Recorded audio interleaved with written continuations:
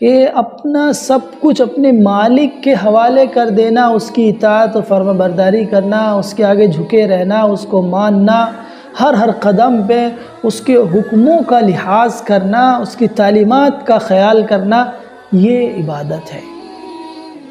اور جو اس کے حکموں کا جتنا پالن کرے گا، اس کے احکام کی جتنی پابندی کرے گا، وہ اتنا بڑا ولی ہوگا۔ وہی ولی ہے جو اللہ کی اطاعت، اللہ کی فرما برداری، اللہ کے احکام کی پابندی کرتا ہے، وہی ولی ہے۔ ولی ہونا کوئی ایسی صفت نہیں ہے کہ جو کچھ خاص بندوں کو حاصل ہوگی اللہ کے اور باقی کو نہیں ہوگی۔ ہر وہ بندہ جو اللہ کو ایک مانتا ہے، رسول نبی صلی اللہ علیہ وسلم کو آخری نبی مانتا ہے، اپنی کتاب کو کتاب زندگی سمجھتا ہے، قرآن کو اپنے لیے رہنما بک سمجھتا ہے، اور وہ اس کے احکامات پر عمل کرتا ہے، نبی کی اطاعت کرتا ہے، دین پر چلتا ہے، ولی ہے۔ یہی ولی ہے۔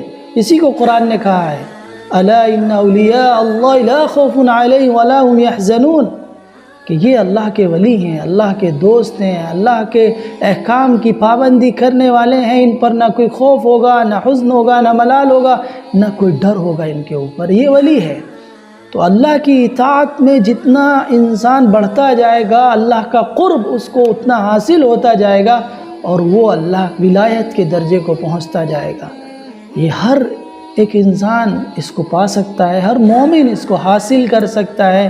یہ کوئی ایسی چیز نہیں ہے کہ جو اللہ صرف اپنے خاص بندوں کو عطا کرتا ہے، بس وہی اس پر چلیں گے اور انہی کو یہ ٹائٹل اور لیول اور ان کے اوپر چسپاں کر دیا جائے گا کہ یہ اللہ کے ولی ہیں، باقی انسان اللہ کے ولی کیوں نہیں ہیں؟ ہر مومن اللہ کا ولی ہے، اللہ کا ایک مانتا ہے، اللہ کے احکام کی پابندی کرتا ہے۔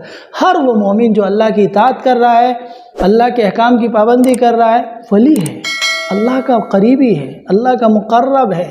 تو زندگی کے ہر قدم پر اللہ کی فرما برداری کرنا، اللہ کی اطاعت کرنا، اللہ کے آگے جھکے رہنا، اللہ کے آگے سرنڈر کر دینا، اس کا نام عبادت ہے۔